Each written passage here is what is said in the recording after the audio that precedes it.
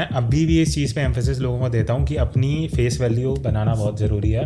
कल को अगर यूट्यूब ख़त्म होता है तो अगर कोई XYZ प्लेटफॉर्म आएगा तो ये होगी लोग आके वहाँ कुणाल मल्होत्रा सर्च करें, अगर कोई देखे तो समझ जाए हाँ भाई इसका यहाँ पे कंटेंट था, इसको फॉलो करना चाहिए। जितने भी स्ट्रीट फोटोग्राफर्स हैं सब मोस्टली सब जॉब कर रहे हैं। Street is a hobby. Like even मैं विनीत वोरा सर से भी मिला, उनका भी बिजनेस है, वो फुल टाइम इनटू ये स्ट्रीट नहीं है। Hi everyone, welcome to think loud. And आज के इस वाले एपिसोड में बात करने वाले हैं one and only Kunal Malhotra के साथ, which is also known as the photography blogger. If you are interested in photography तो आपने इनकी वीडियोस इंटरनेट पर कहीं ना कहीं जरूर से देखी होगी, क्योंकि ये फोटोग्राफी के बेसिक कॉन्सेप्ट्स को बहुत ही आसान शब्दों में सबको सिखाते हैं। एंड इन्होंने एक सर्टेन एज पे आके अपनी अच्छी खासी जॉब को छोड़ के वापस से फोटोग्राफी स्टार्ट की, अपना पैशन फॉलो किया एंड आज सक्सेस भी हो गए। सो कैसे इन्होंने अपनी लाइफ में इतना बड़ा रिस्क लिया एंड उसमें सक्सेस भी हुई, यही जानेंगे आज के इस वाले पॉडकास्ट में। प्लस फोटोग्राफी का फ्यूचर क्या है, ये सारी बातें हुई हैं दो फोटोग्राफर्स के बीच में।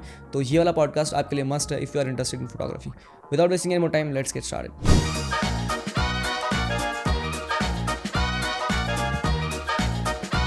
Okay, so welcome back Kunal भाई हमारे चैनल पर। बैक नहीं, पहली बार आ रहे हैं। हाँ, पहली बार हम पहले कोलैब कर चुके हैं मेरे चैनल पे। So thank you so much हमारे पॉडकास्ट पे आने के लिए। कोई दिक्कत नहीं है। कैसा चल रहा है सब कुछ? बस बढ़िया। अभी तो हम थोड़ा दिखाया मैंने तुम्हें एक नई स्पेस ली है जिसकी अभी बहुत बढ़िया है। तो कुछ मैंने ऐसा कुछ टूर वूर डाला नहीं, अभी ऐसा कुछ प्लान था नहीं, क्योंकि मैं पूरा टूर आपको करना चाहिए वैसे। करूँगा, पहले अभी सेटअप हो जाए, क्योंकि चीज़ों में लगा हूँ इधर उधर। सेटअप होगा, फिर प्लान तो यही था एक्सपैंड करने का, और बाकी यूट्यूब तो चल ही रहा है। यूट्यूब के अलावा आप कमर्शियल प्रोजेक्ट करते हो अभी कुछ? नहीं, मेरे को 4 साल हो गए छोड़े। 4 मतलब ये मान लो कि जब मैंने जॉब छोड़ी थी 2017 एंड में, तब से वो प्लान ये था कि जब छोड़ा कि भाई कमर्शियल फोटोग्राफी करूँगा। यूट्यूब तो साइड बाय साइड ऐसी एज अ हॉबी शुरू कर दिया था। बट बहुत चीज़ें ऐसी हुई कमर्शियल फोटोग्राफी में, जब मैं घुसा, जब मुझे पता लगा चीज़ें, तो वहाँ से मैं हटते हटते यूट्यूब पे ज़्यादा आ गया। आपको कब लगा मतलब कि आपको फोटोग्राफी करनी चाहिए? क्योंकि इनिशियली तो सबको डॉक्टर बनना होता है, इंजीनियर बनना होता है होता है ना स्टार्टिंग में, भाई मुझे ये बनना है। मेन चीज़ मेरा ऐसे शुरू हुआ था कि 12th के बाद वो जो सबका एक वो होता है ना कि क्या करना है। करना है कुछ। तो ऐसे मार्क्स भी नहीं थे कि मैं सीधा IIT या उसमें चले जाऊँ। कॉमर्स किया था मैंने। तो वही है, दोस्त आपस में कोई BBA करने का सोच रहा है, कोई लॉ कर, कोई कुछ कर रहा है। तो मेरा ये था कि मुझे 11th-12th में इतना रट्टा मार के सब पढ़ लिया था, वही रट्टा मार के फिर एग्जाम में लिख के आ रहे हो। तो मुझे उस टाइम इतना, मुझे ये नहीं पता था करना क्या, मुझे इतना क्लियर था कि भाई ऐसी किसी चीज़ में जाना है जहाँ मुझे वही रट्टा मार के वही एग्जाम्स ना लिखने पड़े। तो उतना मुझे बस क्लियर था। और फोटोग्राफी उस टाइम पे ऐसा था नहीं, मैं बात कर रहा हूँ 2011 टाइप्स की। तब फोटोग्राफी मतलब ऐसा था नहीं, डिजिटल कैमरा ही 2-3 साल ही हुए थे आए हुए मार्केट में। सिर्फ लोग वही करते हैं जो प्रोफेशनल कर रहे हैं। हाँ, तो उस टाइम में होता था DSLR है तो मतलब यहाँ तो बहुत अमीर है, यहाँ प्रोफेशनल है, यही चीज़ें होती थी। तो वो था शुरू। कैसे हुआ, वही कॉलेज मास कम्युनिकेशन किया मैंने, क्योंकि मुझे वो एक फील्ड लगी कि जहाँ पे कुछ किया जा सकता है, जहाँ रट्टा नहीं है, कि कुछ प्रैक्टिकल कुछ होगा। और तब इतने ऑप्शंस भी नहीं थे। IP यूनिवर्सिटी था, वहाँ भरा एग्ज़ाम, हो गया पास क्या मतलब हो गया। जिस कॉलेज में मुझे जाना था वहाँ मैंने एग्ज़ाम दिया था, वहाँ हुआ नहीं। IIMC, Indian institute of mass communication. तो एनीवे ये हुआ, वहाँ पे फोटोग्राफी था एक एज अ सब्जेक्ट, वहाँ से पढ़ा, फिर धीरे धीरे करते करते। तो सबसे बड़ा चैलेंज क्या लगा आपको अपनी पूरी इस फोटोग्राफी जर्नी में? चैलेंज ऐसा था, अभी हम कमर्शियल फोटोग्राफी की बात कर रहे थे ना, कि मतलब फोटोग्राफी क्या है, देखने में बहुत चकाचौंध है कि भाई पैसा है, वेडिंग में बहुत पैसा है, इवेंट में बहुत पैसा है, बट वो पैसा तब तक ही है जब वो पैसा आपको मिले। तब मेरे साथ क्या हुआ, बहुत चीज़ें होती हैं। आप अब स्किल एक फैक्टर है, स्किल मैं बोलूँगा 30% है, बाकी 70% इज़ मार्केटिंग, बिजनेस, आपकी स्किल्स की पैसा कैसे निकलवाना है। क्योंकि चाहे आपका काम जितना भी अच्छा हो, ज़रूरी नहीं है। वैसे बहुत इंस्टाग्राम का एग्जांपल लेते हैं, कितने अच्छे अच्छे फोटोग्राफर्स हैं जिनको लोग जानते ही नहीं। लोग सिर्फ उन्हें जानते हैं जिनके नंबर्स ज़्यादा हैं, जिनकी रीच ज़्यादा है, राइट। तो वो चीज़ है, बट उसमें भी गलत नहीं है, ठीक है, उसके बारे में बात करेंगे। तो हम बात कर रहे थे प्रॉब्लम क्या है। तो प्रॉब्लम ये था कि मैंने जब जॉब छोड़ी, मुझे था कि कमर्शियली करूँगा और उससे अर्न करेंगे ये सब। फिर मैंने बहुत सी असाइनमेंट्स करी, इवन अच्छे ब्रांड्स के साथ भी काम किया। बात वहाँ आके अटकती थी कि पैसे पेमेंट नहीं मिल रही, टाइम पे नहीं मिल रही, पेमेंट रोक लेते हैं लोग बहुत जगह। और मुझे लगता था कि ब्रांच में अच्छा चीज़ होता होगा, सब मैनेज होता होगा, बट वहाँ भी यही चीज़ें होती हैं कि बोल दिया कि 100 प्रोडक्ट होंगे, 20-30 प्रोडक्ट कराए और बोला कि इतना ही पेमेंट मिलेगा। और मैंने सब फाइनेंसेस उस हिसाब से मैनेज करे कि भाई इतना पैसा मिलेगा, तो वो चीज़ें हुई, मतलब उल्टा लॉस ही हो गया अपना। हाँ। तो वो चीज़ें करते करते मुझे लगा कि यहाँ चीज़ें काम नहीं हो रही, तो फिर यूट्यूब एक ऑप्शन दिखा। बट यूट्यूब भी ये नहीं था कि अभी बहुत लोगों को लगता है कि अर्निंग है तो चलो यूट्यूब शुरू कर लेते हैं, जो अब रील्स पे भी शुरू हो गया है। बट शुरू हुआ वो इसीलिए था कि मेरे को अपने मनपसंद काम करना था, वो यूट्यूब पे हो रहा था, तो फिर कमर्शियल से हटता गया और यूट्यूब की तरफ जाता गया। और ये स्ट्रीट वाली जर्नी कब स्टार्ट हुई आपकी? स्ट्रीट फोटोग्राफी, सिर्फ फोटोग्राफी में क्या होता है कि अभी मान लेते हैं मेरे पास कैमरा है, मुझे शूट करना है, एक ऑप्शन होता है फैशन, उसके लिए आपको कोई साथ में चाहिए या फ्रेंड चाहिए, मॉडल चाहिए। अब मैं बहुत इंट्रोवर्ट पर्सन हूँ, मैं ऐसा हूँ कि शायद तुमसे मैं मिला वही चीज़ लगा। अभी ये यूट्यूब की वजह से थोड़ा चीज़ें चेंज हुई हैं, बट स्टिल मैं अपने में ही रहना पसंद करता हूँ और बहुत लिमिटेड लोगों में। तो स्ट्रीट में क्या था, बस कैमरा उठाया, बाहर चले जाओ, जो मन अच्छा लगे वो शूट कर लो। तो वही चीज़ था स्ट्रीट। और आर्किटेक्चर ऐसी चीज़ें थी जहाँ मुझे किसी की ज़रूरत नहीं है, मैं खुद जाके शूट कर सकता हूँ, किसी बात करने की जरूरत नहीं है। हाँ एग्जैक्टली, आप बस कैमरा लो और जाके इंट्रोवर्ट लोग बहाना ढूंढते हैं कि बात ना करनी पड़े। हाँ मतलब वही चीज़ है ना कि मतलब चुपचाप काम हो जाएगा। हाँ वही चुपचाप काम हो रहा है। प्लस लगा भी मुझे कि थोड़ा हाँ कुछ उस साइड पे कुछ कर सकते हैं, अच्छा है। ट्रैवल मैं ज़्यादा किया नहीं, तो ट्रैवल थोड़ा बहुत किया, उसमें थोड़े शॉट्स निकाले।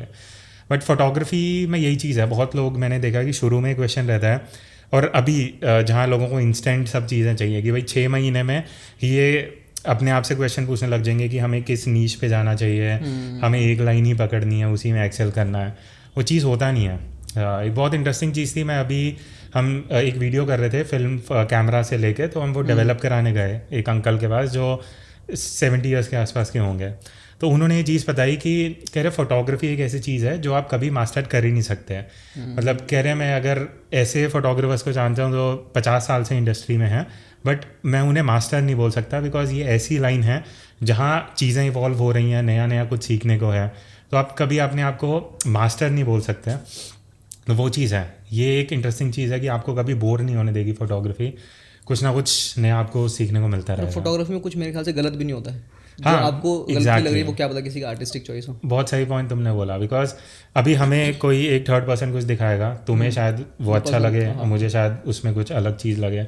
और यही चीज़ है, अगर मैंने बहुत टाइम से ना बहुत लोग डीएम करते हैं कि भाई ये कैसी इमेज है, क्या है, मैंने बहुत टाइम से वो चीज़ बंद कर दी है, क्योंकि मुझे लगा कि यार अगर मेरे पर्सपेक्टिव से कोई चीज़ सही नहीं है, मैं उसे बोल दूं कि ये मत करो, वो करो, और वो एक्चुअली वो फॉलो करने लग जाए, तो हो सकता है कि जो चीज़ मुझे अच्छी नहीं लगी शायद वो अच्छी होती और वो उस पर बेटर कर सकता था। तो मुझे वो लगता है कि कुछ सही गलत नहीं है फोटोग्राफी में। और मोस्टली यही होता है, अगर 100 लोग एक ही तरह की चीज़ कर रहे हैं ना, उसमें कोई स्टैंड आउट नहीं करेगा, बट फिर वो एक पैटर्न बन जाता है सबका कोई सेम। हाँ 101% कुछ अलग करेगा ना, तो वो चीज़ नोटिस में आएगी। और वो तभी होगा जब कोई रूल ब्रेक करेगा, कोई कुछ एक्स्ट्रा ऑर्डिनरी करेगा जो लोग नहीं कर रहे। तो यही चीज़ है फोटोग्राफी। रूल्स को ब्रेक करने के पहले रूल्स मतलब सीखना जरूरी है, लेकिन हाँ वो तो है, वो ऐसा नहीं मतलब आपको रूल्स आते नहीं और ब्रेक करते पहले। हाँ अब देखो इसमें बहुत चीज़ें हैं, मतलब पता नहीं अब मैं इस चीज़ को कैसे फ्रेम करूं कि रूल्स वाली जो चीज़ है ठीक है, उसमें हम चल सकते हैं कि भाई रूल ऑफ थर्ड्स है, लीडिंग लाइंस हैं, ये सारी चीज़ें हैं। हाँ तो ये वो हो गया कि आपको बस कोई हाथ पकड़ के चलना सिखा रहा है, एक बेसिक्स आप सीख रहे हो।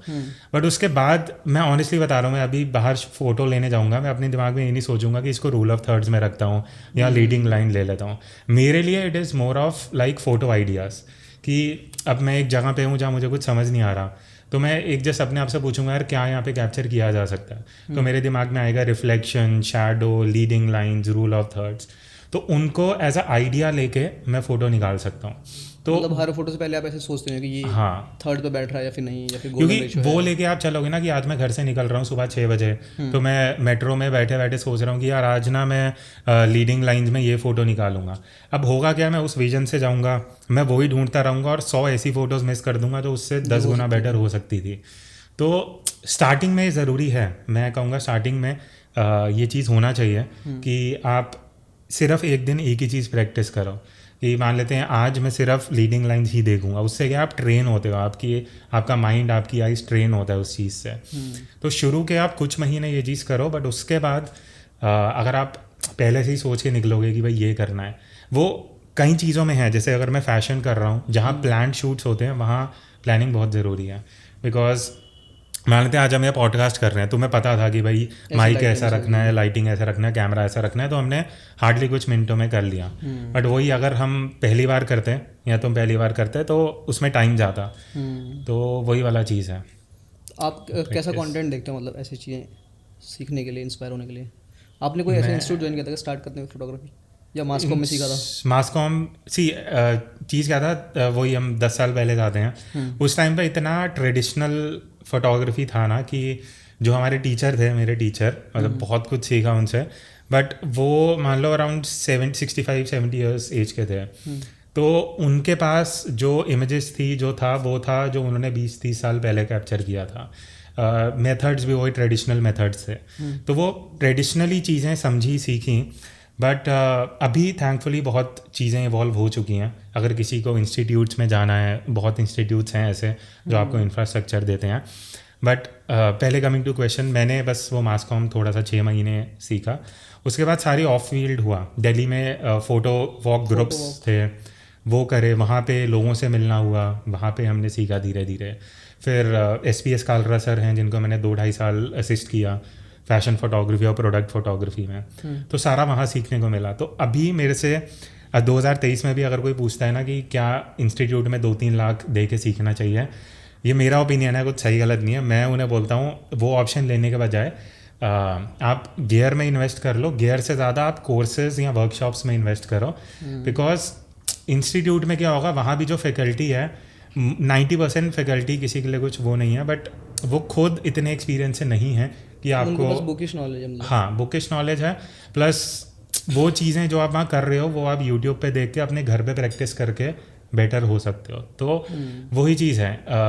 मैं ये बोलूँगा कि आप किसी को असिस्ट कर लो, वो सबसे बेस्ट ऑप्शन है। असिस्ट करने के लिए आपको पहले क्लियर होना चाहिए आपको किस चीज़ में जाना है, क्या वो फैशन है, प्रोडक्ट है, स्ट्रीट है, ट्रैवल है। तो ये नहीं है कि 6 महीने में ही आप मास्टर हो जाओगे।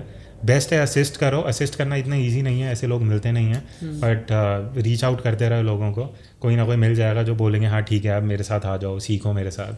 तो असिस्ट में क्या प्रैक्टिकल नॉलेज मिलेगा, बुकिश नॉलेज नहीं मिलेगा, तो वो चीज़ है।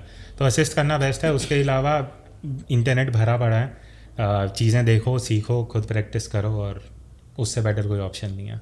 तो आपने मतलब कमर्शियल भी किया है, फैशन भी किया है, मैंने सब किया है। पर आपको ये फिगर आउट कब हुआ कि मतलब स्ट्रीट को ज़्यादा आगे लेके जाना चाहिए? मैं अभी भी मैं एक चीज़ लेके नहीं चलता, मतलब ये मान लो मोस्टली आप स्ट्रीट करते हो। उसका रीज़न ये है ना कि मेरे को कुछ प्रिपरेशन नहीं चाहिए। मैं ऐसा हूँ कि बस आज मन किया, आज मैं सोचूंगा कल सुबह जाना है, तो कैमरा उठा के मैं निकल पड़ूंगा। तो उसमें स्ट्रीट आ गया, आर्किटेक्चर आ गया, पोर्ट्रेट्स आ गए, ये सारी चीज़ें।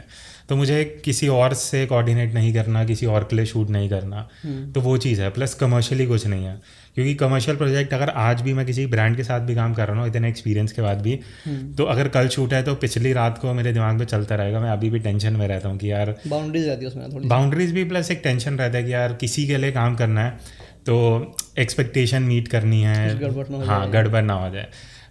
तो ब्रांडेड अब वो उस चीज़ में अभी भी है। तो फोटोग्राफी में भी यही है, जब किसी के लिए क्लाइंट के लिए शूट करना है तो वो कहीं ना कहीं एक बाउंडेशन रहता है। बट मैं ट्राई करता हूँ कि मतलब वही है, इतने एक्सपीरियंस के बाद भी वो चीज़ रहता है। तो मैंने लाइक मान लो travel, street, fashion, wild life, सब कुछ मैं अभी भी करता रहता हूँ शूट, बिकॉज मुझे एक चीज़ में नहीं रहना। मेरे को है कि हर चीज़ एक्सप्लोर करो, और ये चीज़ क्या है, अगर आप पहले 2 साल सब कुछ ट्राई कर लोगे ना, आपको स्ट्रीट से पेशेंस सीखने को मिल जाएगा, अननोन लोगों से कैसे टैकल करना है वो सीखने को मिलेगा, फैशन इंडोर में आपको लाइटिंग की समझ आएगी, वाइल्ड लाइफ में भी लोग प्रेडिक्ट करना चीज़ें, हाँ सब कुछ। तो जब आप सब कुछ एक्सपीरियंस कर लोगे ना, आपको हर तरफ से एक्सपीरियंस मिल जाएगा, और आप कुछ भी करोगे तो वो कहीं ना कहीं आपको बेनिफिशियल रहेगा ही। तो वही चीज़ है, आप जितना टाइम दोगे आपको एक्सपीरियंस ऐड अप होता रहेगा। और फिर उसके बाद आप एक चीज़ पकड़ते भी हो, मान लेते हैं मैं स्ट्रीट पकड़ रहा हूँ, तो स्ट्रीट में अब अगर मैं शूट करने जा रहा हूँ तो मेरे पास पेशेंस भी है, मुझे लाइटिंग का भी नॉलेज है कि मुझे शैडो अच्छा दिखा तो अब मुझे पता है कि किस एंगल से क्या फ़ोटो लेना चाहिए। तो वही चीज़ है, फोटोग्राफी में बहुत चीज़ें हैं। थैंकफुली अब कैमराज इतने एडवांस हो गए हैं कि मुझे फोकस पे ध्यान नहीं देना, मैंने बस ट्रैकिंग ऑन कर दिया। तो पहले एक फोकस भी था कि वो भी देखना है। बहुत, तो टेक्नोलॉजी बहुत एडवांस हो चुकी है, तो अब वो बहाना नहीं है कि भाई मेरे पास कैमरा नहीं है, मैं अपने फ़ोन भी लेके शूट कर सकता हूँ। स्ट्रीट फोटोग्राफी में क्या क्या ऑप्शन है मतलब अर्निंग के? क्योंकि लोग इसलिए स्टार्ट नहीं करते कि यार इसमें तो अर्निंग ही नहीं है। नहीं है एक्चुअली मतलब नहीं मैं है, बताता लेकिन हूँ, फिर भी कुछ तो तरीका होगा। यार तरीके, ये सैड रियलिटी है, पता है। मैं तुम्हें बताऊँ, मैं इतने स्ट्रीट में जब मैं करता हूँ शूट, में बहुत लोगों से कनेक्टेड हूँ। जितने भी स्ट्रीट फोटोग्राफर्स हैं सब मोस्टली सब जॉब कर रहे हैं। Street is a hobby. Like even मैं विनीत वोरा सर से भी मिला, उनका भी बिजनेस है, वो फुल टाइम इनटू ये स्ट्रीट नहीं है। अच्छा। हाँ, तो तो वो फुल टाइम फोटोग्राफी करते हैं मतलब हाँ कर रहे हैं फुल टाइम, बट सी मैं बताता हूँ कि 1000 में से सिर्फ 4 या 5 लोग अर्न कर सकते हैं। वो भी कैसे कि वर्कशॉप्स लेके, मोस्टली वर्कशॉप्स हो गई, क्योंकि देखो तरीके क्या होते हैं कमाने के। एक होता है क्लाइंट से, स्ट्रीट में कोई क्लाइंट नहीं है आपका जिनकी फ़ोटो, कोई क्लाइंट नहीं है, ठीक है। मैं रोड में किसी की फ़ोटो ले रहा हूँ, मुझे पे नहीं करेंगे फ़ोटो लेने का। ज़्यादा से ज़्यादा मुझे गालियाँ पड़ सकती हैं कि भाई मेरी फ़ोटो क्यों ले रहा है, फ़ोटो की फ़ोन या कैमरा लेके डिलीट कर देंगे। उसके बाद ऑप्शन बचता है मैगजीन्स, न्यूज़पेपर, ये सब, वो कोई पे नहीं करता। मैगजीन्स के लिए पे कुछ नहीं करते कोई? नहीं, इंडिया में फोटो कुछ कहीं सेलेक्ट होती है तो क्रेडिट देते हैं, वही बहुत बड़ी बात है बस। अच्छा। मतलब मैगजीन्स रीच आउट करती हैं, मेरे को भी काफ़ी टाइम तक आया, फ़ोटोज़ दे दो आपका आर्टिकल, वो अच्छा चीज़ है। एक आपके लिए एक वो है कि हाँ मेरी फ़ोटो प्रिंट हुई, कुछ हुआ, बट वो आपके घर में पैसे नहीं आएंगे ना उससे। और मैं बहुत टाइम से, मतलब आप मान लो जब से लॉकडाउन शुरू हुआ है, मैं इस चीज़ पे बहुत लोगों से बात करता हूँ कि कमाना सीखो, बिकॉज आपके अंदर स्किल है, आर्ट है, वो वेस्ट हो रही है। आप ठीक है, आप कर रहे हो एज अ हॉबी कर रहे हो, बट अगर आप फुल टाइम उसमें हो, बहुत लोग छोड़ रहे हैं इस चीज़ को इसीलिए कि उसमें रेवेन्यू जनरेट नहीं हो रहा। तो पहले स्ट्रीट की बात करते हैं। ओनली ऑप्शन जो मेरे हिसाब से, जितना मुझे नॉलेज है, आप वर्कशॉप सेमिनार से कर सकते हो या टूर्स लेके जा सकते हो, उससे ज़्यादा कुछ ऑप्शन नहीं है। तो जितने अच्छे अच्छे स्ट्रीट फोटोग्राफर्स को मैं जानता हूँ वो 9 to 5 जॉब करते हैं, Saturday Sunday early morning time निकाल के शूट करने जाते हैं, बिकॉज वो हॉबी है, पैशन है। अर्निंग स्ट्रीट में एक्चुअली कुछ नहीं है। कैसे आप अर्निंग निकाल सकते हो अब, as a content creator option आ चुकी बना है। के अपना हाँ, पर्सनल थी, अगर आप पर्सनल ब्रांड शीट में बना भी लोगे तो बात वही आता है ना कि ना तो आपको क्लाइंट्स मिलेंगे, ब्रांड ज़्यादा से ज़्यादा ब्रांड्स काम करेंगे। एक हो गया वर्कशॉप वाला, दूसरा हो गया मोबाइल ब्रांड्स या कैमरा ब्रांड्स आपके साथ काम करेंगे, बट वो भी वही चीज़ आ गई ना, 100 में से 1 या 2 लोगों के साथ ही करेंगे। मतलब जो टॉप पे लोग उन्हीं के साथ करेंगे वो भी। और टॉप पे कैसे, 2 चीज़ें हैं, या तो स्किल्स बहुत अच्छी हैं या नंबर्स अच्छे हैं, या फिर कॉन्टैक्ट्स। हाँ कॉन्टैक्ट्स भी मैं ये बोलूँगा कि ये अच्छा टॉपिक है एक्चुअली, जो तुमने कॉन्टैक्ट्स वाली बात बोली। कॉन्टैक्ट ज़रूरी है, जिसको मैं नेटवर्किंग हम बोल सकते हैं। नेटवर्किंग, अब जैसे हम दोनों इंट्रोवर्ट हैं, ठीक है, मैं नेटवर्किंग में ज़्यादा नहीं घुस पाता। मैं भी। हाँ कि भाई, मैंने इनफैक्ट पॉडकास्ट इसलिए स्टार्ट किया कि ताकि मैं ज़्यादा लोगों से बात कर सकूँ। हाँ वो अच्छी चीज़ है कि लोगों से मिलो। मैं भी कहीं गया तो मिल गया लोगों से, बट वो चीज़ नहीं है कि मैं कॉल करके पूछ रहा हूँ और भाई क्या हाल चाल है, जस्ट वो बनाने के लिए। बट मैंने ये चीज़ रियलाइज़ करी कि बहुत लोगों से मैं मिला जिनके कॉन्टैक्ट्स हैं जो ये चीज़ में हैं, बट मैं उस चीज़ में नहीं हूँ। बट इसमें कुछ वो अपनी बड़ाई करने वाली बात नहीं है, बट मैंने देखा कि अगर आप अपने काम पे ध्यान दे रहे हो, काम अच्छा है, तो अभी जुड़ते जाते हैं। हाँ दिन में ये होगा कि आपको 2 से 3 मेल्स आ रहे होंगे कोलैबोरेशन के, एसोसिएशन के, वहाँ पे कॉन्टैक्ट्स काम नहीं आएंगे।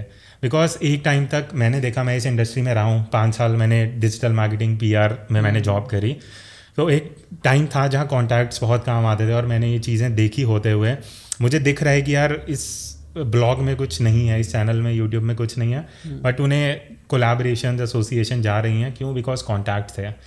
बट फिर एक टाइम आया जब लोगों को पता लगा, ब्रांड्स को पता लगा कि नंबर्स खरीदे जा रहे हैं, खरीदे जा सकते हैं, तो फिर चीज़ें चेंज हो गई पिछले 2 साल में। अब कंटेंट इज़ द किंग और कंटेंट की वजह से ही नंबर्स वाली गेम चल रही है। तो अगर कोई ये बोल रहा है कि नंबर ज़रूरी नहीं है, नंबर ज़रूरी है, बट उससे इम्पॉर्टेंट चीज़ ये है कि आपकी स्किल होनी चाहिए। बिकॉज अगर हम ब्रांड्स की बात करते हैं, धीरे धीरे उस पर भी आई एम श्योर हम उस टॉपिक पे जाएंगे। तो ब्रांड्स का अब क्या हो गया है, तुम भी काम कर रहे हो, मैं भी काम कर रहा हूँ, तो सिर्फ ये नहीं है कि बना के आप अपने चैनल पे डाल दो। कई ब्रांड्स वो कंटेंट खुद के लिए भी लेते हैं कि भाई हाँ हम भी उसको यूज़ करेंगे। तो उसमें क्या है कि आपका क्वालिटी वर्क होगा तभी वो उसको यूज़ करेंगे, नहीं तो सिर्फ नंबर्स तो काम नहीं करेंगे, वो वाली चीज़ है। फर्स्ट कैमरा की स्टोरी क्या है आपकी? वो बहुत इंटरेस्टिंग रहती है सबकी ना। हाँ फर्स्ट या मैं कभी ना ऐसा कुछ, मैं बहुत लोगों को देखा है कि पहला कैमरा संभाल के रखना और वो चीज़, मैं उसमें रहा नहीं। मेरा पहला कैमरा था D3100 निकॉन का। कौन का?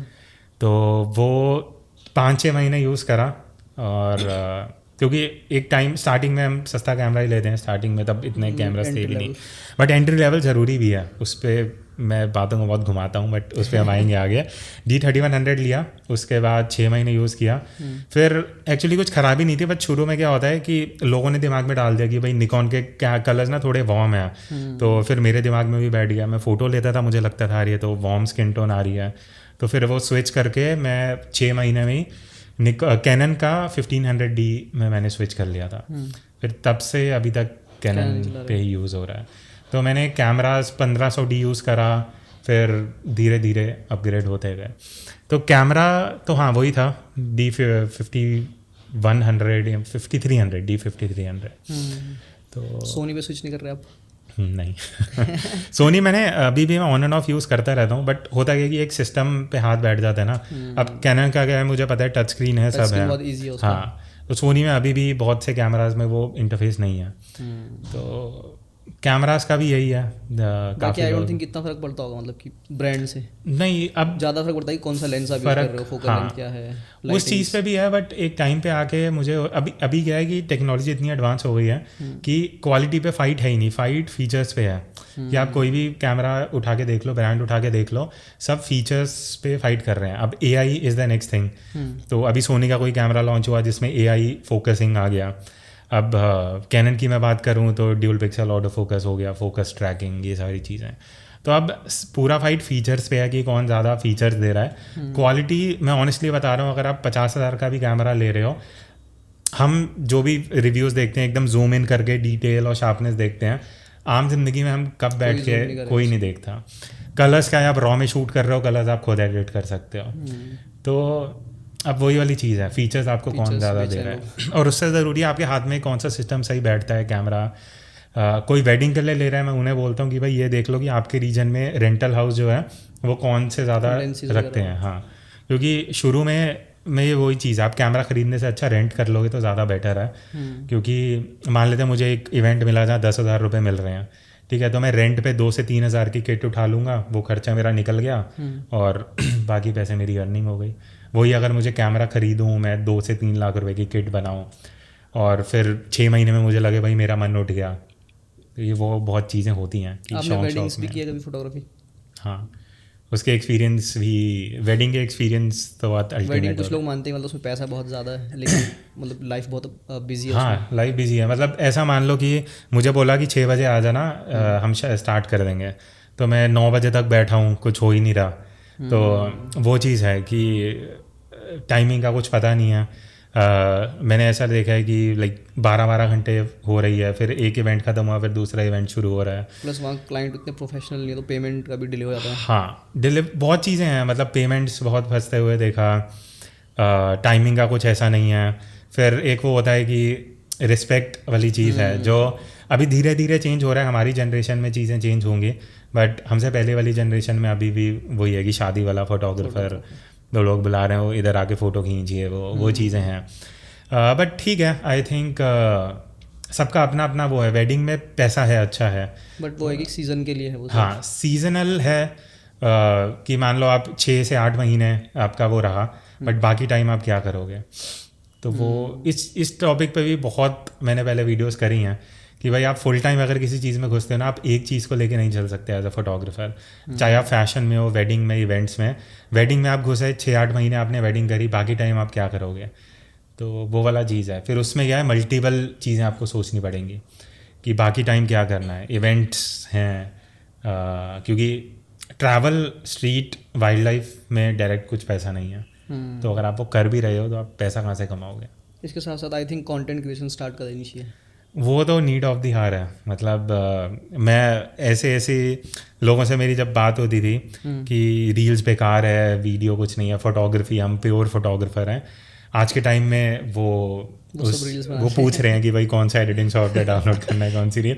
इसमें गलत नहीं है, क्योंकि मैं भी एक टाइम पे मुझे था कि यार रील्स पे नहीं फोटोग्राफी करेंगे, मेरा भी ये थॉट प्रोसेस था। बट चीज़ें क्या है कि इतनी जल्दी इवॉल्व होती हैं। मैं ये एग्जांपल सबको देता हूँ कि एक टाइम पे सबके हाथ में नोकिया का फ़ोन आता था, आज के टाइम में किसी के पास नहीं है। क्यों? बिकॉज एकदम से चीज़ें इवॉल्व हुई। नोकिया को लगा, कोडैक एक एग्जांपल है कैमरा इंडस्ट्री में, कि एकदम से डिजिटल इवॉल्व हुआ। कोडैक को लगा नहीं, फिल्म ही चलेगा, उनका पूरा बिजनेस फिल्म पे इन्वेस्टेड था, तो वो आज के टाइम में ख़त्म हो गया। तो अभी हम कल परसों ही मैं टीम में बात कर रहा था, out of sight out of mind वाली चीज़, कि भले ही आप कितने अच्छे हो, 6 महीने के लिए अगर आपको कोई काम नहीं देखेगा, आपको कोई याद भी नहीं रखेगा। लाइक वो वाली चीज़ हो चुकी है आज के टाइम में। तो आपको जो प्लेटफॉर्म चल रहा है वहाँ पे एक्टिव रहना ज़रूरी है, डायरेक्टली इनडायरेक्टली। अगर आप एक फोटोग्राफर हो, जो आप कमर्शियली आपको असाइनमेंट्स आती हैं, अगर आपको कोई देख ही नहीं रहा, मान लेते हैं आज मुझे कोई इवेंट करवाना है, मुझे दिख रहा है कि भाई हाँ नीरज ये चीज़ कर रहा है, तो ही तो मैं अप्रोच करूँगा। तो अगर दिखेगा ही नहीं तो मुझे कैसे पता लगेगा? वो दिखता है, वो आज के टाइम में है ज़रूरी।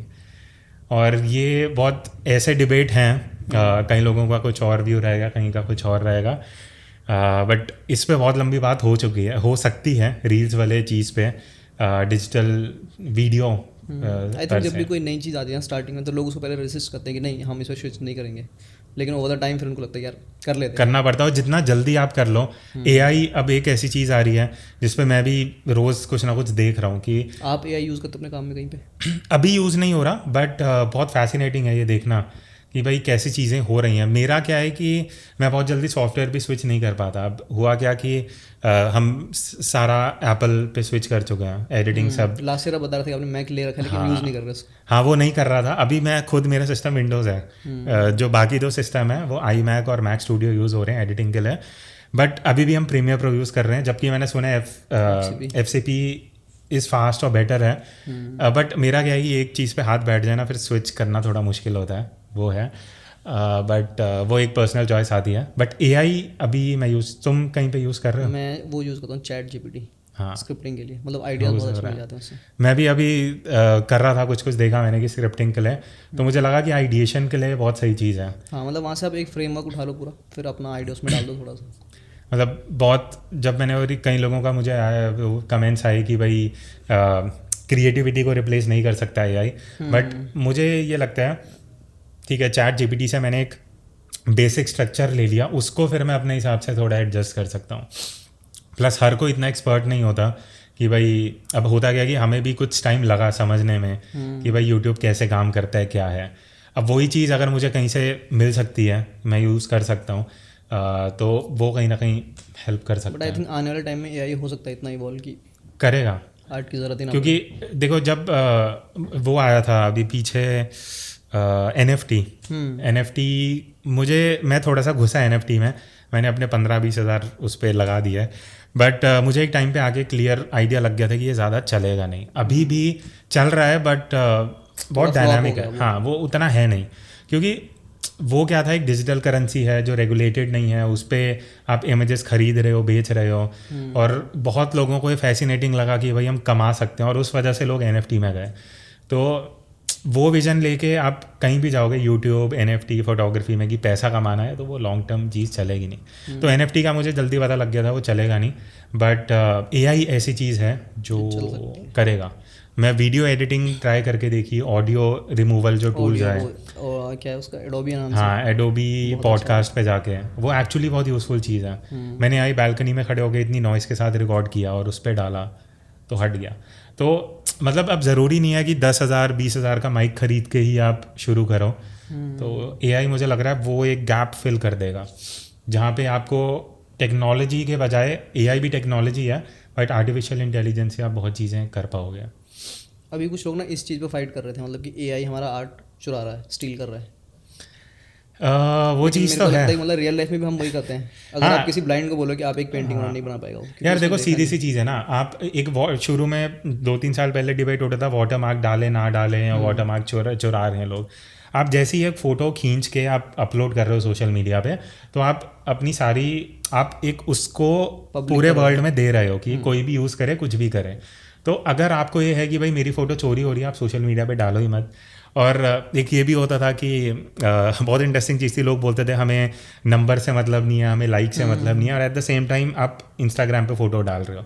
तो अगर आप सोशल मीडिया पे हो या आप अपलोड कर रहे हो तो आप चाहते ना चाहते आपको लाइक्स चाहिए और आपको एप्रिसिएशन चाहिए, जिसमें कुछ गलती नहीं है, बट वो चीज़ एक्सेप्ट करनी चाहिए। तो अब बात उस पर आते हैं कि आर्ट चोरी हो रही है। आर्ट चोरी आप सोशल मीडिया पे डालोगे तो आप, वो तो उनके TNC प्राइवेसी पॉलिसी में सब जगह लिखा हुआ है कि आप जब कुछ सोशल मीडिया पे डल रहा है तो वो कहीं भी यूज़ हो सकता है, और आप उससे एग्री कर रहे हो। अब मैं कोई भी एंड्रॉयड फ़ोन ख़रीदता हूँ, मैं उसमें गूगल अकाउंट लॉगिन करूँगा तो मैं सारे टर्म्स एंड कंडीशन एक्सेप्ट कर रहा हूँ कि अभी भी जो हम बोल रहे हैं गूगल सुन रहा होगा, जो हम सर्च कर रहे हैं गूगल सुन रहा है। तो वही चीज़ है। बट रियल लाइफ में भी हम लोग आर्ट को देख के तो इंस्पायर होते हैं, और AI मेरे ख्याल से वही कर रहा है। यार सिंपल सी चीज़ है, आप कोई एक फ़ोटो भी देखोगे ना, अभी हम इतना कंटेंट कंज्यूम करते हैं, चाहते ना चाहते हमारे बैक ऑफ द माइंड हम इंस्पिरेशन कहीं ना कहीं से लेते ही हैं। कोई ये नहीं बोल सकता ये ओरिजिनल आर्ट वर्क है। ओरिजिनल आई थिंक ओरिजिनल होता ही नहीं है ही नहीं, क्योंकि आप कुछ ना जो भी क्लिक कर रहे हो आपके सबकॉन्शियस माइंड में आपने कहीं देखा होगा और आपने सोचा होगा यार ऐसा कुछ बनाते हैं। नहीं भी कर रहे तो कहीं ना कहीं वैसी फ़ोटो किसी और ने खींची ही होगी। तो वो चीज़ है, कुछ ओरिजिनल आर्ट नहीं है, बट हाँ बात वो आ जाती है कि एज एन आर्टिस्ट आप अपने आप को कितने ऑनेस्टली आप अपना काम कर रहे हो। अब मान लेते हैं कि मुझे आज एक वीडियो बनानी है, दो तरीके हैं, या तो मैं यूट्यूब पे जाऊँ सर्च करूँ, कुछ 5 पॉइंटर्स मिल गए, वही सेम चेप के मैं हिंदी में बना दूँ। दूसरा तरीका है वहाँ से इंस्पिरेशन लूँ कि हाँ ये टॉपिक पे मैं वीडियो बना सकता हूँ, फिर मैं बैठूँ मैं सोचूँ कि भाई 5 मिस्टेक्स इन फोटोग्राफी अगर हम लेते हैं तो मैं ऐसी क्या उसमें वैल्यू ऐड कर सकता हूँ, मतलब अपने एक्सपीरियंस से आप बता सकते हो। तो इंस्पिरेशन लेके आप अपना ऐड ऑन क्या कर रहे हो, बिकॉज अगर कॉपी पेस्ट ही करेंगे आप 6 महीने 8 महीने 1 साल में बोर हो जाओगे, और फिर आप वो रोबोटिक चीज़ में आ जाओगे जो 9 to 5 जॉब में हम करते हैं। तो आर्ट का वही मजा आएगी जब आपका कुछ एडिशन नहीं होगा, कुछ चैलेंजिंग नहीं होगा, वो बोरिंग होता जाएगा। फोटोग्राफी से आपने फिल्म मेकिंग कब स्विच करना स्टार्ट किया, जब रील्स आया या फिर उससे पहले से ही आप कर रहे हो? मतलब धीरे धीरे चेंज आया। हुआ क्या कि फोटोग्राफी चल रहा था, फिर यूट्यूब भी चला, तो दोनों चीज़ें चल रही थी। और फिर क्या होता है कि मैंने अपनी जॉब भी छोड़ दी। तो जॉब से पहले तो क्या था कि एज अ हॉबी कर रहे थे, जो फोटोग्राफी 90% हो रहा था, वीडियोस तो तब थी भी नहीं। फिर यूट्यूब शुरू किया, तो भाई ये है कि जॉब छोड़ी है तो अर्न भी करना है, पैसे भी कमाने हैं। और यूट्यूब में क्या था कि 2 साल तक कुछ मुझे नहीं आया, मतलब जब से मैंने जॉब छोड़ी और 1.5 साल 2 साल मेरा भी सेम था। हाँ, 2 साल लग गए कुछ अर्निंग नहीं आया। और मैंने उस पॉइंट पे ही जॉब छोड़ी जब उस एज पे आइडली जॉब मतलब अर्न करना चाहिए, ठीक है। तो वो फैक्टर आ गया कि भाई अर्न भी करना है। फोटोग्राफी में देखा मैंने ये सारे चैलेंजेस आ रहे थे। तो यूट्यूब में क्या था कि मुझे एक्चुअली मज़ा आ रहा था कि मैं अपने एक्सपीरियंस शेयर कर रहा हूँ, लोग कनेक्ट हो रहे हैं, लोग उसको पसंद कर रहे हैं। पर एट द सेम टाइम मुझे ये मेन ऑब्जेक्टिव था मेरा कि जितने भी मैं फोटोग्राफी की वीडियोस देख रहा था या तो इंग्लिश पे थी, और बहुत से ऐसे लोग मिलते थे, जैसे फोटो फेयर पे तुम भी गए होगे, तुम मिलोगे, बहुत से लोग ऐसी सिटीज़ से थे जहाँ उनको रीच है ही नहीं फोटोग्राफी का, और ऐसे लोग हैं जो एक मोनोपोली बनी हुई है जो सिखा भी नहीं रहे फोटोग्राफी। तो फिर मुझे लगा कि यार ऐसा कुछ वीडियोस होनी चाहिए कि जितना मुझे पता है वो मैं हिंदी में बनाऊं और लोग सीख सकें यूट्यूब पे देख के। तो वो एक चीज़ शुरू हुई, वहाँ से शुरू होते होते फिर फोटोग्राफी ख़त्म होती गई, यूट्यूब बढ़ता गया। अभी फिल्म मेकिंग कितना % आपका कंटेंट? यूट्यूब मोस्टली यूट्यूब ही है, और उसके 2 रीजंस हैं, मैं ऑनेस्टली बोलूँगा। एक है कि मुझे भी मज़ा आ रहा है, दूसरा है कि नीड ऑफ द आवर है। मतलब अगर मैं वीडियो फॉर्मेट पे नहीं आऊँगा तो चीज़ ख़त्म होती जाएगी, क्योंकि मैं यूट्यूब पे ऑलमोस्ट 5.5-6 साल से हूँ। सस्टेन करना बहुत मुश्किल है एज अ डिजिटल क्रिएटर। लोग 2-2 साल में ख़त्म, मतलब पता भी नहीं लगता कौन कहाँ चला गया। तो लोगों को लगता है बहुत ईजी है जॉब, बट एक टाइम तक ईजी है जब आप धीरे धीरे ग्रो कर रहे हो, पीक पे जा रहे हो, बट फिर उसको सस्टेन करना सबसे चैलेंजिंग टास्क है, जो आज के टाइम में भी ऑन एंड ऑफ मैं सोचता रहता हूँ कि यार ये चीज़ें आ रही हैं, इसको कैचअप करना है, ज़रूरी है। Because as a content creator ये 3 चीज़ें मैं लाइक सबको बोलता हूँ कि कभी भी ये लेके मत चलो कि आपको जो पता है वो एकदम सही है, बिकॉज अगर आप अपने आप को परफेक्ट समझ के चलोगे तो आपका डाउनफॉल उसी टाइम से शुरू हो जाएगा। तो मुझे क्या है कि जब मैं बैठ रहा हूँ ब्रेनस्टॉर्म कर रहा हूँ कि भाई क्या बनाना है, तो मैं ये भी सोचूंगा कि अगर मेरा यूट्यूब चैनल 5 साल पुराना हो गया तो मेरी ऑडियंस भी 5 साल में ग्रो हुई है, तो वो बेसिक सीख चुके हैं। अब उन्हें वो एपर्चर शटर स्पीड ISO में बताऊंगा तो मुझे गालियाँ ही पड़ेंगी इंटरनेट पे कि भाई वही चीज़ घुमा फिरा के बता रहे हो। तो इवॉल्व करना बहुत ज़रूरी है कि भाई अब 5 साल में अगर मैं भी फोटोग्राफी सीख रहा होता तो मुझे नेक्स्ट चीज़ क्या चाहिए। तो वही है कि ग्रो करना बहुत ज़रूरी है ऑडियंस के साथ। आपकी लाइफ में ऐसी कौन सी 3 चीज़ें हैं जो आपको यहाँ पे लेके जहाँ पे आप अभी हो? मतलब आपको क्या लगता है कि आपकी 3 ऐसी हैबिट्स या फिर आपने जो सीखी हो चीज़ें? यार अभी भी मैं ये नहीं बोलूँगा कि बहुत सही चीज़ है, चैलेंजेस अभी भी हैं, बट हाँ पहला चीज़ ये रहेगा कि आपको उस पर ट्रस्ट होना चाहिए कि आप किस चीज़ में अच्छे हो। क्योंकि मैं ऑनेस्टली बोलता हूँ, जब यूट्यूब वीडियोस मैंने जो 2 साल शुरू में बनाई उस टाइम पे ना ब्रांड्स थे, ना कोई कैमरा ब्रांड उस पर आ रहा था, मोबाइल ब्रांड्स पे तो तब कंटेंट था ही नहीं ऐसा कुछ। तो बस ये था कि वो चीज़ करनी है, एक्सप्लोर करनी है, उस पर वीडियोस बनानी है। क्योंकि ना ब्रांड्स थे, ना पेमेंट इतना था, ना मुझे पता था उस पर फुल टाइम तो नहीं बनेगा। तो मुझे ये क्लियर था कि ये फुल टाइम में नहीं कर पाऊँगा, बट वो हो गया। क्यों? बिकॉज वो प्रोसेस जो हो रहा था उसको मैं इंजॉय कर रहा था, मज़ा आ रहा था उस चीज़ में। और दूसरा चीज़ ये बोलूँगा कि ट्रेंड को आप फॉलो करो, बट ये ना हो कि अभी जो मैं रील्स पे देख रहा हूँ कि मान लेते हैं कि अगर एक तरीके की वीडियोस चल रही हैं, मान लेते हैं टेक वीडियोस चल रही हैं, तो सब टिप्स एंड ट्रिक्स हैक्स पे घुस चुके हैं। बट क्या वो वीडियोस अगर मैं देख रहा हूँ, क्या मेरे बैक ऑफ द माइंड मुझे याद रहेगा कि हाँ कुणाल, अगर टेक का नाम आता है तो मैं कुणाल की वीडियोस देखूंगा? वो कब होगा? अगर आपका उसमें कुछ ऐड ऑन होगा, या तो वो आपकी पर्सनैलिटी की वजह से होगा, या फिर आप जो चीज़ें बता रहे हो वो बाकी लोग नहीं बता रहे। तो या तो अपनी पर्सनैलिटी वैसी बना लो। टेक की अगर मैं बात करूँ, टेक बर्नर, उसका क्या है, वो टेक तो बता रहा है बट वो फनी वे में बता रहा है जो लोग देखना चाहेंगे। उनके कमेंट्स भी देखोगे उसके, तो टेक से रिलेटेड कुछ नहीं है, बस लोग बोल रहे हैं कि बहुत अच्छा जोक है, एंटरटेनमेंट के लिए देख रहे हैं। तो वो चीज़ है। बट अगर मुझे प्योर टेक चाहिए तो मैं किसी और का देखूंगा। तो वो चीज़ है कि आपकी पर्सनैलिटी ऐसी हो कि आप ऐसा करो। थर्ड क्या बोलूँ, मतलब सपोर्ट फ्रेंड एंड फैमिली से बहुत ज़रूरी है। बिकॉज स्टार्टिंग के एज में, बिकॉज आप कुछ करना चाह रहे हो और आपको वो चीज़ रहे कि भाई हाँ आप कंसिस्टेंटली ग्रो करो, तो सपोर्ट बहुत ज़रूरी है फ्रेंड एंड फैमिली का। आप किस तरीके का कंटेंट कंज्यूम करते हो, मतलब मूवीज़, बुक्स? मैं बहुत लोगों को पता नहीं है, मैं गेमिंग में थोड़ा ज़्यादा हूँ, मतलब गेमिंग मैं करता हूँ। और वो फ्री टाइम में, जैसे मेरा काम हो गया तो मैं थोड़ा बहुत गेम खेलूँगा, PC गेमिंग, मोबाइल गेमिंग में इतना नहीं। तो वैलोरेंट हो गया, अभी वैलोरेंट है जो मैं ज़्यादा खेल रहा हूँ। तो कभी फ्री टाइम हो तो या तो मैं गेमिंग वीडियोस देखूँगा, या फिर मोस्टली अगर वैसे बात करूँ अपने कंटेंट से रिलेटेड, तो मैं ऑनेस्टली मैं सबका कंटेंट देखता हूँ। मतलब तुम्हारी वीडियोस हो गई, अपने सर्कल में फोटोग्राफी में जो भी लोग कर रहे हैं कंटेंट क्रिएशन में। क्यों? बिकॉज ज़रूरी है अप टू डेट रहना, प्लस ये देखना कि वही चीज़ की अगर मैं मानूंगा कि मुझे सब पता है, मैं जो कर रहा हूँ वो सही है, तो उस चीज़ में मुझे नहीं रहना। मुझे देखना और लोग क्या कर रहे हैं और मैं अपने कंटेंट में और क्या इम्प्रूव कर सकता हूँ। इंडिया के बाहर के कंटेंट की बात की जाए, बहुत डिफरेंस है।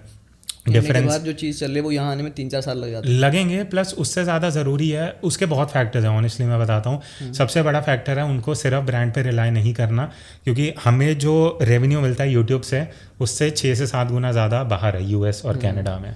ठीक है, तो वो उससे क्या है कि उनको फ्रीडम है, वो जो दिल करे वो बना सकते हैं, वो कर सकते हैं, वो ऑनेस्ट चीज़ें बता सकते हैं, वो अपने हिसाब से क्रिएटिविटी को रख सकते हैं।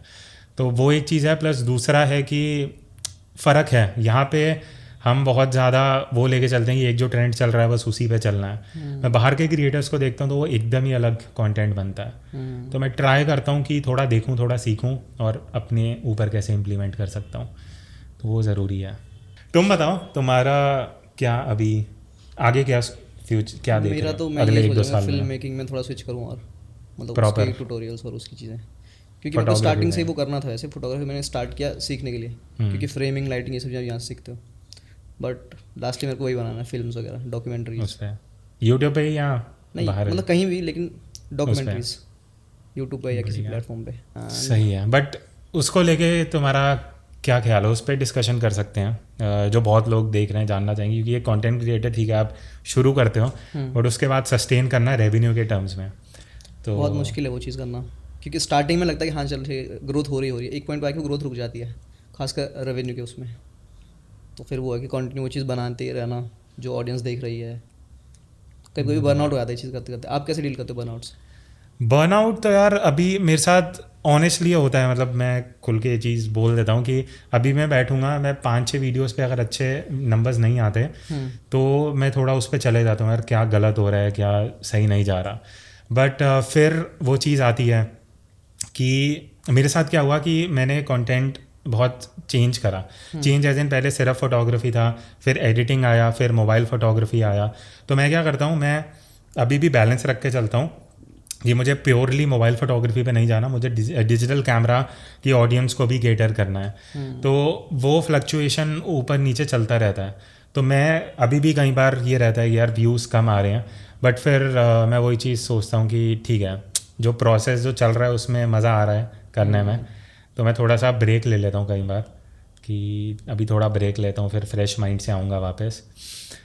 आपके चैनल पे ऐसा है मेरे ख्याल से, कुछ वीडियोस तो बहुत अच्छी चल जाती है, हाँ, बाकी कुछ एवरेज रहती हैं, लेकिन 5-6 वीडियोस बाद एक वीडियो ऐसी होती है चल जाती है अच्छी खासी। हाँ वो है। बट फिर एक मन में आता है कि यार क्वांटिटी कम करता हूँ, जो चल रहा है उस पर ही चलता हूँ जिस पे व्यूज़ ज़्यादा आ रहे हैं। बट फिर मुझे वो आता है कि यार फिर वो व्यूज़ की दौड़ में ही चले जाएंगे किसी ना किसी तरह। बट उसके बहुत फैक्टर्स हैं, अगर व्यूज़ नहीं भी आ रहे तो बहुत चीज़ें अफेक्ट करती हैं डायरेक्टली इनडायरेक्टली, ब्रांड्स भी हैं, सब कुछ हैं, तो सब आप पे वॉच रख रहे हैं। तो अगर कोई ब्रांड आपके साथ काम करना चाहता है वो देखेगा यार व्यूज़ तो नीचे जा रहे हैं, वही चाहेगा व्यूज़ अच्छे हैं आपके, ताकि ज़्यादा लोगों तक रीच मिले। तो फिर कहीं ना कहीं चीज़ें चेंज करनी पड़ती हैं। बट मैं अभी भी वो रख रहा हूँ कि व्यूज़ ओवर पावर ना करें जो मैं बनाना चाह रहा हूँ, क्योंकि मुझे पता है आज भी मैं अगर हमने अभी पीछे how to balance a gimbal की वीडियो मेरे चैनल पे नहीं थी इतने साल में, मुझे था कि एक होनी चाहिए, और मुझे पता था वो वीडियो नहीं चलेगी, व्यूज़ नहीं आएंगे, वो भी अभी 7-8 हज़ार पे ही पड़ी हुई है। बट मुझे था कि होनी चाहिए कि कल को कोई सर्च करे कुछ हो तो एक ऐसा, आप एक तरह से पूरी बुक बना रहे हो एक पूरी, जिसमें कि सारे टॉपिक्स होना चाहिए। मुझे पता है कि ट्यूटोरियल्स और टिप्स एंड ट्रिक्स पे ज़्यादा व्यूज़ आते हैं फॉर श्योर, और मोबाइल का कैमरा रिव्यू करूँगा उस पर भी आएंगे। बट मुझे बैलेंस रख के चलना है, मुझे इन्फॉर्मेटिव कंटेंट भी देना है और मुझे उस तरीके का भी देना है। तो वो अभी भी मेरा सॉर्टेड है कि वो करना है। आपके चैनल पे फ्यूचर गोल्स क्या हैं आपके? गोल मैं लेके चलता नहीं हूँ मेरा ऐसा, क्योंकि मैंने कभी ऐसा कुछ सेट नहीं किया। मेरे गोल्स उस वे में होता है कि यार मैं नंबर्स को भी गोल लेके कभी चला नहीं, बट हाँ नंबर्स नहीं, क्वालिटी, कंटेंट किस तरह का बनाना चाहते हो? कंटेंट मेरा यही है कि इवॉल्व जैसे हो रही हैं चीज़ें, मैं ऑडियंस के हिसाब से चलना चाहूँगा। अभी फोटोग्राफी पे बहुत कम हो गया मेरा कंटेंट। क्यों? बिकॉज मुझे पता है, और मतलब मुझे सामने दिख रहा है, अगर मैं VN एडिटर की वीडियोस बना रहा हूँ या मैं वीडियो के कुछ आइडियाज़ दे रहा हूँ, क्रिएटिव आइडियाज़, वो लोग देखना चाह रहे हैं। तो एज अ कंटेंट क्रिएटर ये भी आपकी एक जॉब है। मैं ये नहीं बोल सकता कि मुझे जो पसंद है सिर्फ मैं वही करूँगा, बिकॉज बना तो लोगों के लिए रहे हो। हाँ, कि आप बना रहे हो, कोई देख नहीं रहा तो फ़ायदा क्या? वो तब तक ठीक है जब आप एज अ हॉबी कर रहे हो, है ना। बिकॉज मुझे किराया भी निकालना है, मुझे टीम मेंबर्स भी हैं और बहुत चीज़ें हैं, मुझे खुद भी ग्रो करना है, मुझे नए कैमराज लेने हैं, अपग्रेड करनी है चीज़ें। तो जो लोगों को देखना है वो ऑब्वियसली वो कंटेंट बनेगा। वो ये क्वालिटी पे थोड़ा फ़र्क है, मतलब आगे करना है मुझे। प्लान ऐसा कुछ नहीं है मेरे को, कुछ 1-2 बिजनेस आइडियाज़ हैं मेरे दिमाग में जो यूट्यूब से ही रिलेटेड होंगे। बट हाँ, मुझे ये कई बार डर लगता है, आई एम नॉट श्योर, तुम्हें लगता है नहीं लगता कि यूट्यूब कल को अगर मुझे भी लगता है कि अगर ये सब सारे प्लेटफॉर्म चले गए, जैसे एक बार टिकटॉक चला गया था, तो फिर क्या होगा? और उसी के लिए पता है मैं अभी भी इस चीज़ पे एम्फेसिस लोगों को देता हूँ कि अपनी फेस वैल्यू बनाना बहुत ज़रूरी है। कल को अगर यूट्यूब ख़त्म होता है तो अगर कोई XYZ प्लेटफॉर्म आएगा तो ये होगी लोग आके वहाँ कुणाल मल्होत्रा सर्च करें, लोग पहचाने आपको वहाँ पे। हाँ, अगर कोई देखे तो समझ जाए हाँ भाई इसका यहाँ पे कंटेंट था, इसको फॉलो करना चाहिए।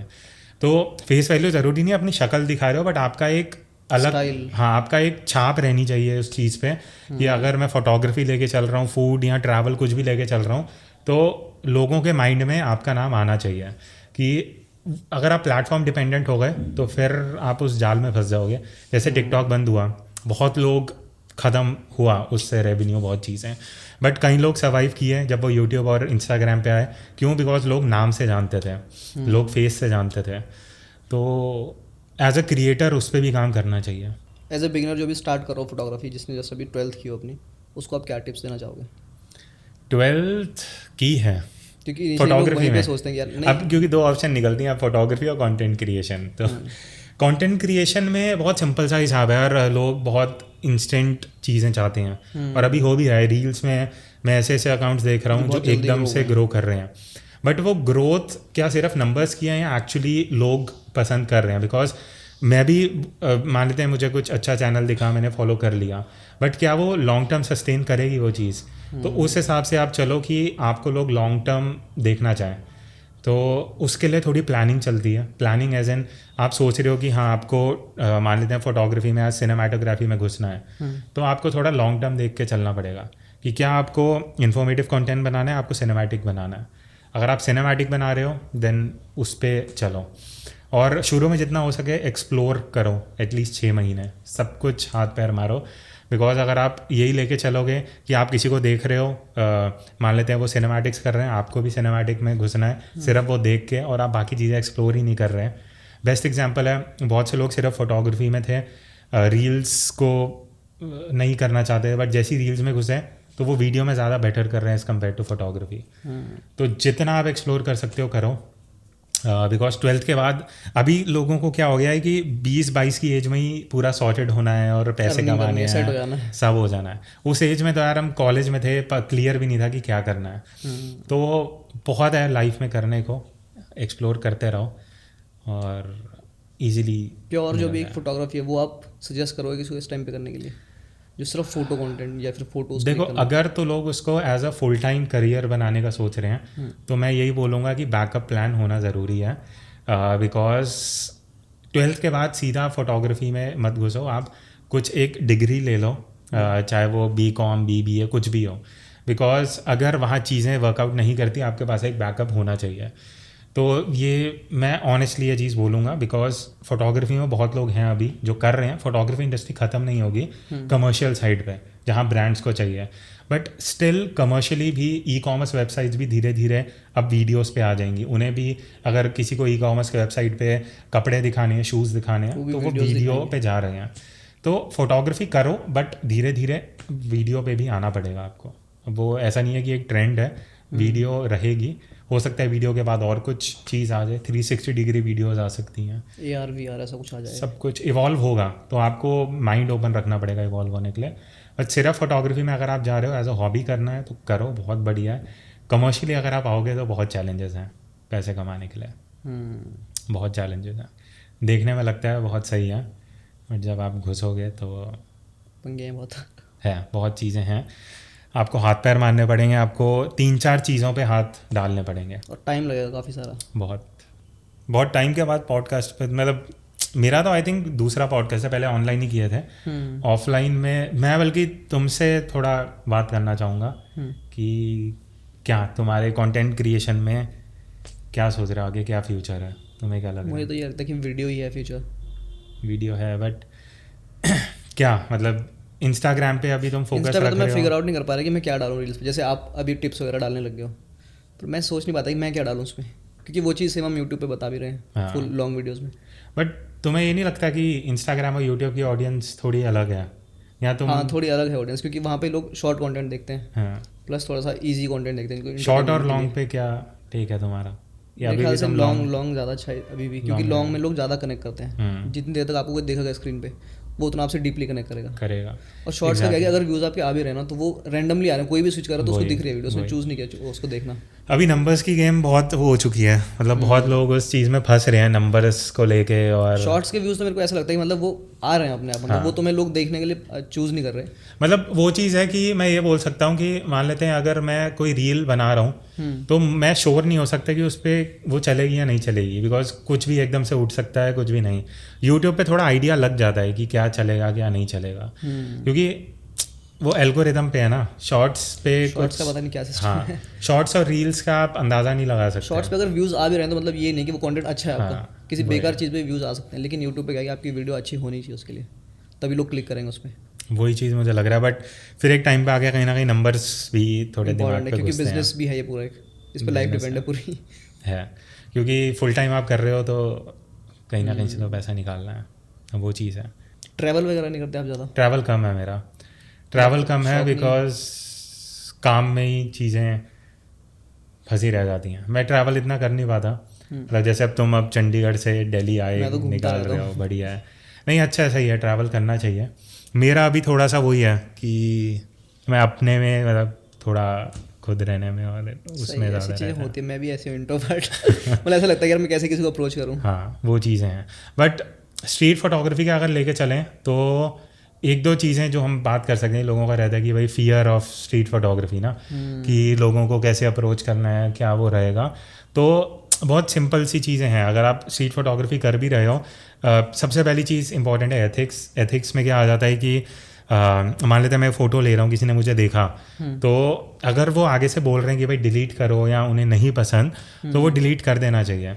बहुत लोग फ़ोटो वॉक्स में देखता था कि डिलीट कर दिया, फिर साइड में आके बोल रहे हैं कि यार कार्ड से रिकवर कर लेंगे फ़ोटो। मतलब किसी की फ़ोटो बिना किसी के उससे आप अपलोड करके क्या ही बना लोगे, क्या ही कर लोगे। तो वो वाला चीज़ है। दूसरा ये हो सकता है कि आप जब फ़ोटोज़ ले रहे हो तो कॉन्फिडेंस अपने अंदर थोड़ा होना चाहिए, या अगर मैं फ़ोटो निकाल रहा हूँ और कोई आगे से देख भी रहा है तो ये ना हो कि मैं आंखें चुरा लूँ और मैं ऐसे एक्ट करूँ कि मैंने कुछ गलत किया है। मतलब उसको लगे ना कि आपने कुछ गलत हाँ, तो अगर कोई देख भी रहा है तो आप आई कांटेक्ट बनाओ, आप हंस सकते हो।